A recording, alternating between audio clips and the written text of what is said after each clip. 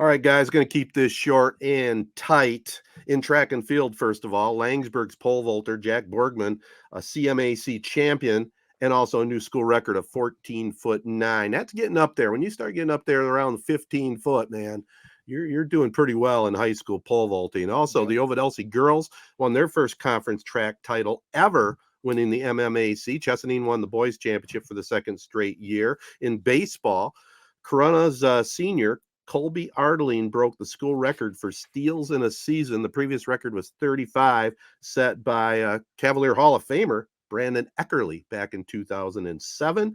Ardling now has 37 on the season, and the Cavaliers swept East Lansing. Corunna now, man, it's a little bit under the radar, but I know they're all upset about the whole Diamond Classic and all that. Put that behind them, man. They might be able to make a run in the MHSAA state tournament. They're now 23-3. I was going to say, I need to look closely because all I did, I should have done it. I didn't know we had a prep spotlight for this podcast, but I should have looked closer because I glanced at Goose Poop, friend of the podcast, Goose Poop.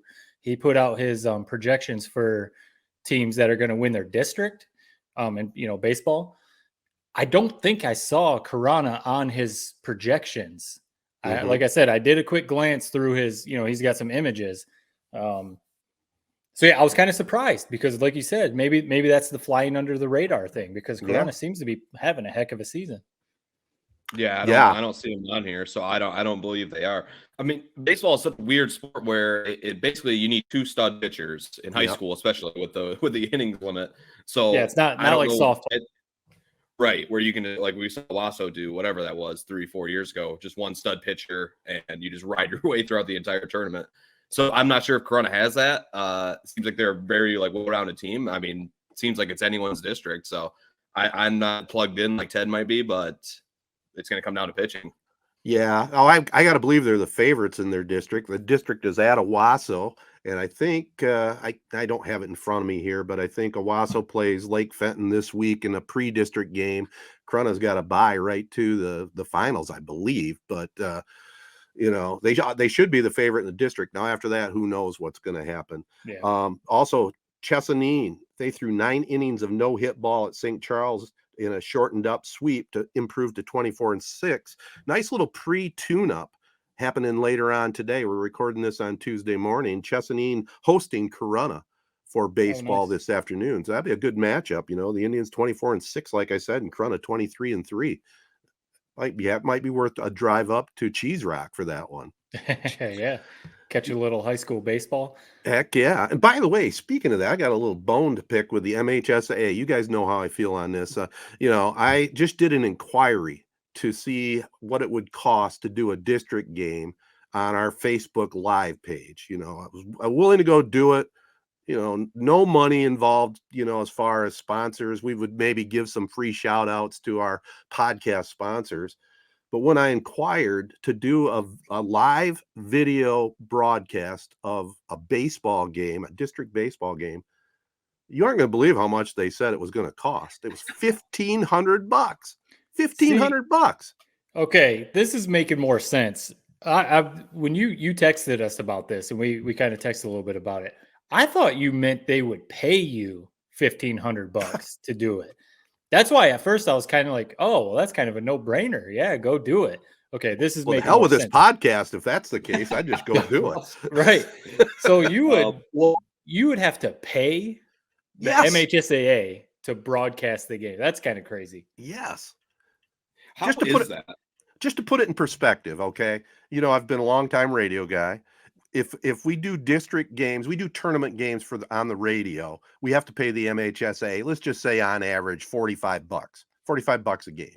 Well, that's tolerable, right? You can get a few sponsors, cover your costs, and let people enjoy it. But where this $1,500 came from, the only thing I got to figure out, I didn't really do a deep dive into it, but they've embedded themselves with the NFHS, right? Yeah. That's become the big thing. So if it's an NFHS broadcast, they don't want you to, I guess, interfere with that funds, because they're getting, what is it, $9.95 a month to sign up for that service with no play-by-play unless the school or, they put it on themselves. Right. That's the only thing I can figure out. But it's ludicrous to think $1,500. That's just telling people forget about it. Right. You're not going to do it.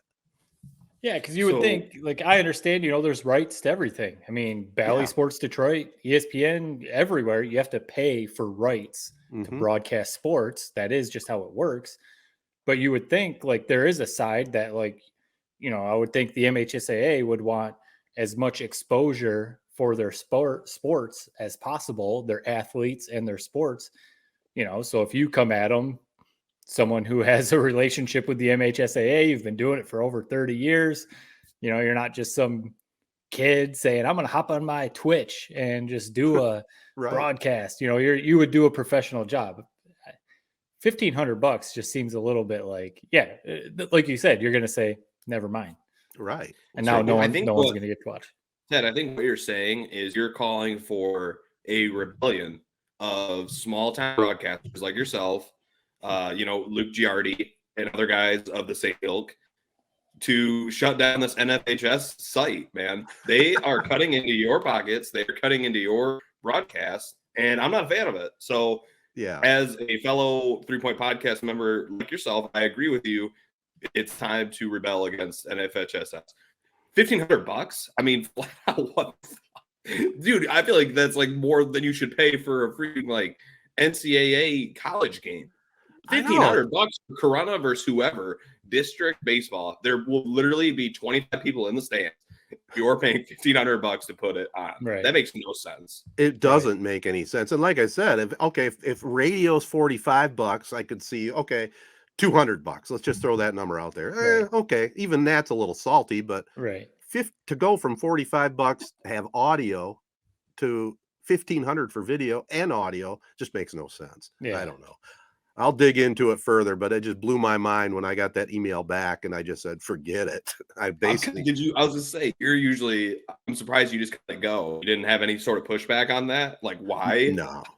No, because I was going to do it for the benefit of people in our area. Yeah, it gives us a little pub at 3 Point Podcast too, but I thought, well, it'd be a good opportunity for me to go watch the Cavaliers, do my civic duty for Corona, and people in the area could enjoy it, man. And otherwise, there's no way that I could get enough sponsorship for $1,500 to cover that cost. It's not worth it. No, it's crazy. So if that's for a district, like what if Corona made it to the state championship? Like, I wonder what they would charge for something like that. I mean, there is a side, I think we kind of mentioned it in the text, or maybe not, but like, I wonder what would happen if you just did it anyway, and you got caught, know?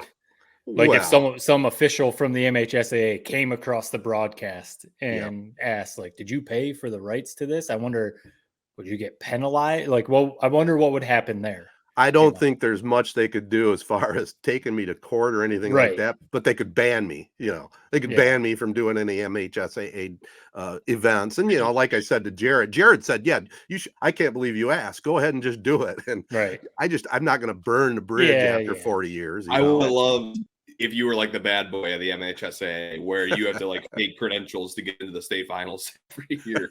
Where guys, I would have loved that. I'll tell you what. It's up to you, man. I would look into this. Maybe an alias you could call this game. They would never be able to trace it back to you. There you go. We 3 Point Podcast would become like the rebels of the MHSAA broadcasting game.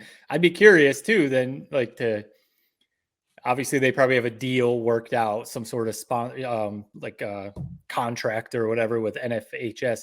I wonder what they charge NFHS for the rights to MHSAA games. I wouldn't think it's $1,500 per game, because if NFHS is only charging $10 a month for subscriptions, right?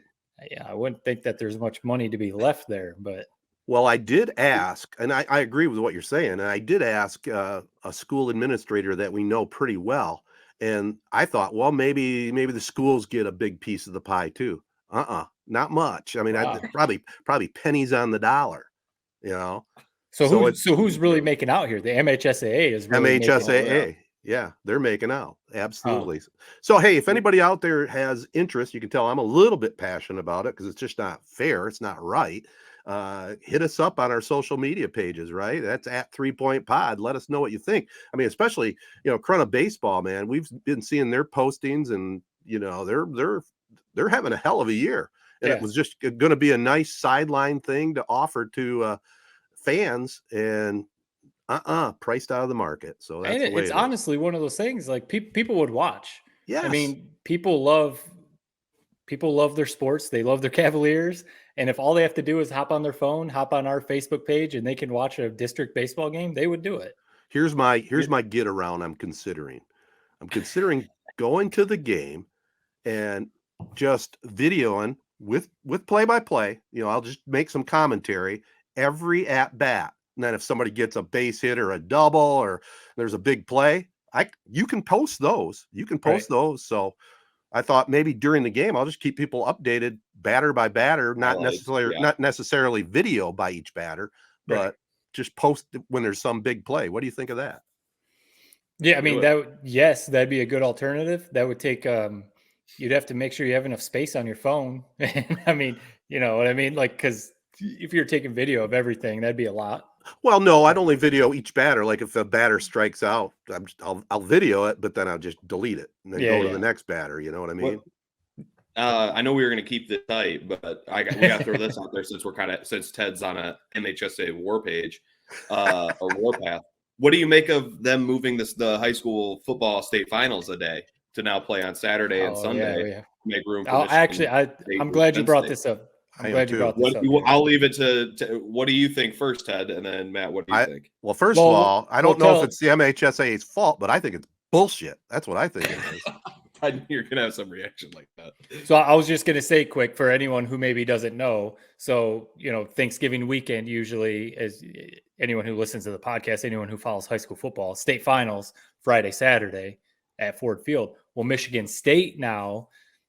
I don't know if it was a Big Ten decision, NBC, who had the final poll, but Michigan State is going to play Penn State at Ford Field on Black Friday now, pushing, like Jared said, pushing the high school football state finals back to Saturday, Sunday. So we know Ted's feelings. I mean, what do you think, Ted? Do you think it was more? I mean, I think in the text, you think it was TV money? You think it was just?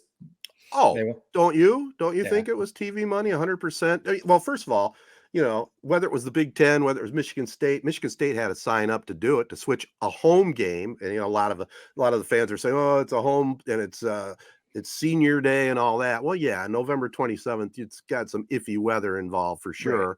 And it's been, depending on how good the team is playing, the crowd could be a little bit iffy. So I sort of understand the move, but it's all about money.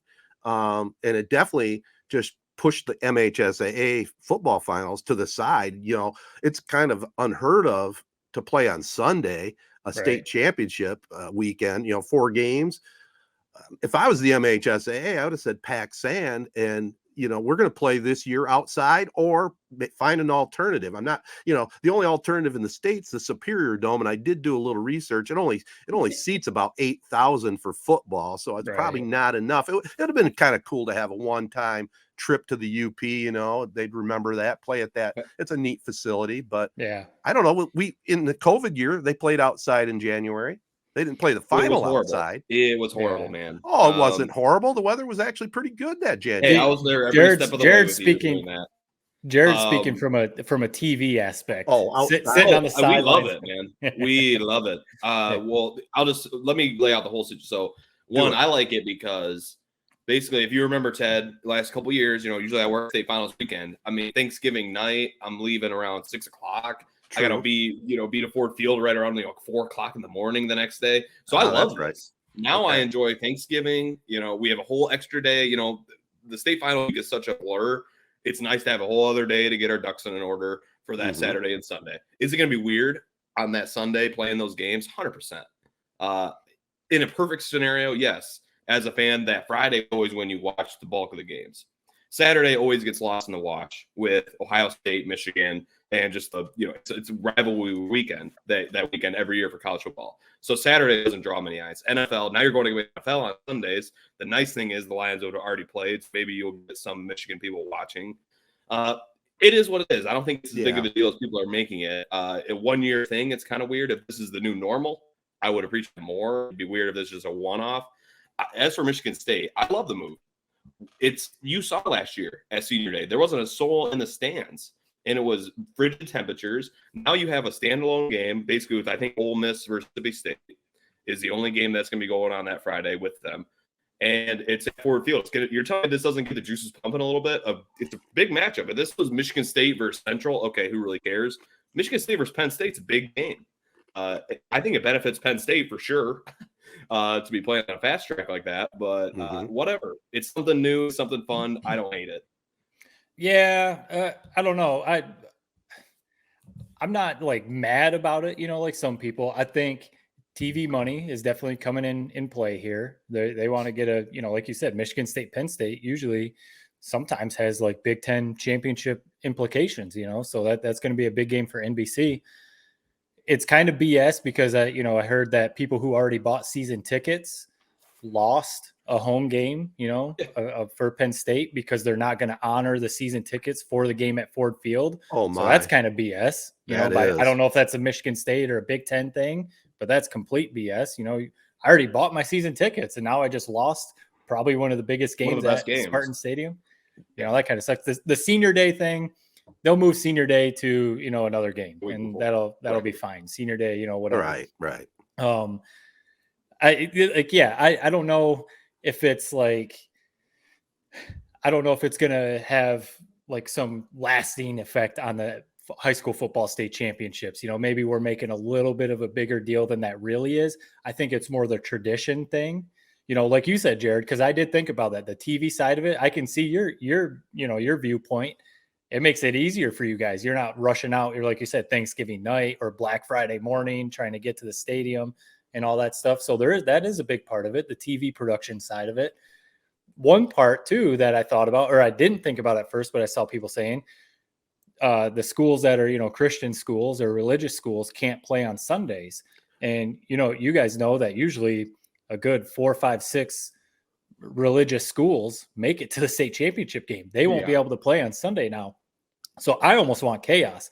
I want like 8 religious schools to make state championships, and now they won't be able to play on Sundays, and there's going to be a scheduling nightmare. I almost want something like that to happen because I think it's like I don't know, like a law. I think they cannot play on Sundays. So I think that's kind of a part that could get a little iffy. It might not be anything. Yeah, the MHSAA said they were going to schedule their games on Saturday, so it's going to be a mix match. But if you get 6 or 8, what are you going to do? Right, that's going to be crazy. Yeah, I don't know. That is we'll think about it. I would say 7. We'll probably have whether it's Traverse City, St. Francis, or Human Christie or wherever. So that'll be one. Division South 5 Christian seems to make it. Yeah, I mean they're definitely it. I like the idea of there being like a super day. So let's say that you have all these Catholic schools playing. Oh, they just so happen to be Division 7, Division 5. So now that Saturday is Division 1, Division 2, Division 3, Division 4. Could be. That would be fun. Yeah. So, but we'll see. I don't know. That's kind of one of those, like, it's always like the doomsday scenario for what is it, the sporting event where they're always working out the doomsday scenario that never quite plays out. I'm drawing a blank on it right now, but I'll think about it as soon as I'm done talking. But it's kind of like that, where there's a doomsday scenario that you keep thinking might happen and never really happens. Yeah. I will say, so I've, you guys too, you very big with high school football. I have some friends who are just as big high school football fans as we are. And they've a tradition for them, whether it was with their dad or then now with their kids, they go down to Ford Field Friday, Saturday to watch the games. And a couple of my friends were actually like pretty upset about it. They were kind of like almost like mad about it because it was like, that's what we did on Black Friday. We woke up and we went down to Ford Field and watched all the games. And now, like you're telling, like they'll probably still go on Saturday, right? But like, are they going to go on Sunday now? Because Sunday usually, you got whatever else going on. So and the NFL, NFL, yeah. So now, like you said, Jared, Saturday sometimes with Michigan, Ohio State, and everything else loses a little bit of viewership. No one's going to watch on Sunday now. Very, like you said. Lions will have already played. So, people who don't care about all the rest of the NFL maybe will be watching the high school games. But it's probably one of those things that when it comes, it won't be that big of a deal. Right, right. But Yeah. Last It is question. interesting. The college football playoff is what I was the doomsday scenario. The doomsday scenario never happens. You look at the rankings every year. You go the whole year wondering what if all these teams win. Never happens. So we'll see. That's my thoughts on the potential Catholic school doomsday scenarios. Final thought, Jared, on this. Ask you directly. What's the consensus at Bally? Is it a good thing? Is it we're all nobody good? cares? Yeah, if I was a fan, I'd have a bit of a different view. Because like I still do think that Friday is the big day to really watch it. But no, how can you be upset about not having to be up 4 a.m. the day after Thanksgiving? Right. That's quite a bonus. But now you'll be working all day Sunday. Right. Yeah. So it is. There's a trade-off. Hey, yeah. Is it? We always we joke in the control rooms. I'm sure you guys do too, Jared. In the truck or the control rooms, people a lot of times don't think about the TV aspect of all this stuff and how it affects work schedules. It's not just like the players on the field and stuff. So maybe this one will be a positive for you guys at Bally. Not having to work Black Friday. But like when you have these extra inning baseball games going till 3 a.m, it's not just those players on the field. You got the people, working in TV that are sitting there too. Or like you said, Jared, on Black Friday, you guys got to get up at the stadium at 4 or 5 a.m. People don't think about all that stuff. So yeah, there is that whole side to it too. Oh, well, yep. We were going to keep it tight, but of course we bring it on the table. I was going to ask one more quick thing because this is our last prep spotlight. So Yep. I'm curious your guys' thoughts on this. So I saw, I think it was a Corona pitcher, I think it was against Perry last week, had a 3-inning no-hitter because they mercied Perry. They beat him like 15-0. Logan Vowell. Yep. So it was one of those 3-inning no-hitters. Not taking anything away from Logan. That's an awesome effort by him. Great pitching. Is that a no-hitter? No. Okay. Because I don't know. Is it recognized officially as a no-hitter? I don't think it is. Okay. It has to go 5 innings probably to be in yep. Okay. Yeah, like I said, I'm not taking anything away from him. It's awesome. But when I see sometimes like the 3-inning no-hitters, I'm kind of like, I don't. Right. So what you're saying is all those times in youth where I used to go out 9 straight strikeouts and then I'd have my pitching limit reach. You're saying that be a thing in your books because I did that a few times, man. Well, for you, we'll let it ride. We'll let it slide. We'll let it slide. Got a few of those under my belt, not to a few under your belt. All right. Nice. All right, let's move on. There's a lot to talk about in sport potpourri. The Tigers are playing well. We got Game 7 last night in the books. We're going to get into that right after this.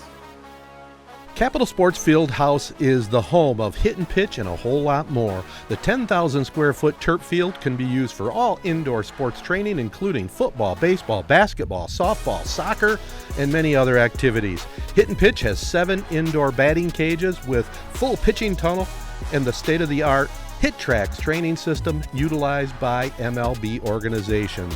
Located in the old Capitol Bowl J.C. Penney block on South Washington in Owasso, Michigan. For more details, call Capital Sports and Hit and Pitch at 989-472-4624 or online at capitalsportsfh.com.